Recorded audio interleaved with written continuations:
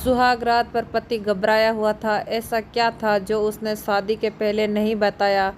यूं तो फोन पर पहले बात क्या करते थे, लेकिन आज सच, प्यार और रिश्ते की खूबसूरत कहानी। शर्ट खोलते ही पत्नी को समझ आ गया पति क्या छिपा रहा था। मेरा नाम शिवानी है, घर की बड़ी बेटी मैं और मेरा छोटा भाई, बस हम दो ही हैं। मम्मी डैडी मेरे बहुत अच्छे हैं, मुझे बहुत सपोर्ट किया, जितना चाहा मुझे पढ़ाया। मैंने बीएड किया है। हमेशा से मुझे टीचर ही बनना था। मुझे बच्चे अच्छे लगते हैं।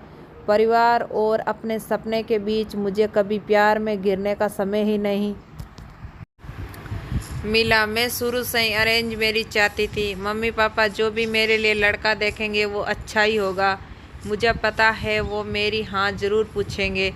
अब मम्मी पापा ने मेरी शादी की तैयारियां तेज़ कर दी है। एक लड़का इस रविवार मुझे देखने वाला आने वाला है। लड़के की तस्वीर उसके पहले आ गई। पापा पहले लड़के की खोज खबर अच्छे से निकलवा लेते हैं, फिर ही मुझे किसी की तस्वीर दिखाते हैं। अब आज रविवार भी आ गया। मुझे लगा शायद वो भी रिजेक्ट हो गया होगा, इसलिए अभी तक मुझे लड़का दिखाया नहीं गया। मैं सोकर उठी तो मम्मी मेरे कमरे में आई, बोली बेटा लड़के वाले आने वाले हैं, तू तैयार हो जा। बहुत ही शॉर्ट नोटिस में मुझे तैयार होने का बोला। लड़के वाले आ गए। मैं अभी किचन में हूँ, नाश्ते और चाय की प्लेट जमा रही हूँ। बाहर से मुझे बात करने की आवाज़ सुनाई दे रही है। कुछ ही मिनटों के बाद मम्मी की आवाज़ आई। मैं बाहर ट्रे लेकर गई। ट्रे रखकर मैंने सबसे पहले उसके मम्मी और पापा को नमस्ते किया, फिर मैंने उसकी तरफ देखा। सच बोलूँ तो लड़का बहुत स्मार्ट था। सिंपल शर्ट और जींस में आया था। चेहरे पर एक मासूमियत थी। मैंने तो मन में हाँ कर दी थी, पर मेरी हाँ से क्या होता, उसे भी पसंद आना चाहिए। फिर घर वालों ने बोला कि बेटा अकेले में कुछ बात करनी हो तो कर लो। उसने मना किया, पर फिर भी घर वालों ने हमें अकेले कमरे में भेज दिया। चुप रहा वो। मुझे लगा मैं उसे पसंद नहीं हूँ, इसलिए बात नहीं कर रहा। फिर मैंने ही चुप्पी तोड़ दी। पूछा आप क्या करते हैं? बोला मेरा नाम तो आपको पता होगा। नहीं, तो मैं बता देता हूँ, मेरा नाम मयूर है। मैं बिजनेस प्रॉपर्टी का अपने बारे में फिर बताने लगा। कुछ देर हमारी बातें हुई, फिर बाहर से मम्मी की आवाज़ आ गई। बड़ों में बात हुई और रिश्ता तय हो गया। उसके घर वाले जल्द ही शादी करना चाहते थे। पिताजी ने अपनी खोज कर ली थी, इसलिए शादी 1 महीने बाद ही तय हो गई। इस दौरान मैंने मयूर का नंबर लेकर उससे बात करना चाहिए। मुझे लगा कि वो थोड़े शर्मीले हैं, इसलिए मैंने ही पहल की। करीब 1 महीने हम में बहुत बातें हुई और प्यार वाली फीलिंग क्या होती है ये मुझे पता चल गया। फिर हमारी शादी का दिन आ गया और मैं अंदर ही अंदर बहुत खुश थी। मम्मी पापा को छोड़ जाने का गम तो था, लेकिन मुझे लगा कि मुझे सही जीवन साथी मिल गया है।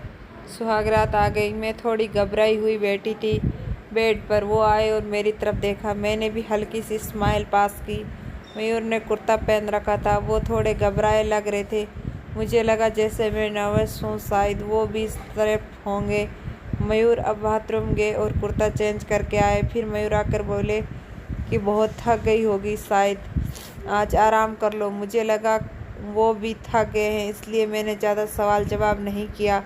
अगली सुबह वो बाथरूम में फ्रेश होकर नहाकर और कपड़े भी अंदर ही चेंज करके आए। मुझे थोड़ा अजीब लगा, फिर मैंने सोचा शायद उनकी ये आदत होगी। अगली रात फिर आई और मयूर ने फिर ऐसा ही किया। अभी तक वो मेरे पास भी नहीं आए थे। अब मुझे लगा कि मयूर कुछ छुपा रहे हैं, क्योंकि उसके चेहरे पर साफ दिखाई दे रहा है। अगली रात जब वो बाथरूम में कपड़े चेंज करके आए तो मैंने उन्हें टोक ही दिया।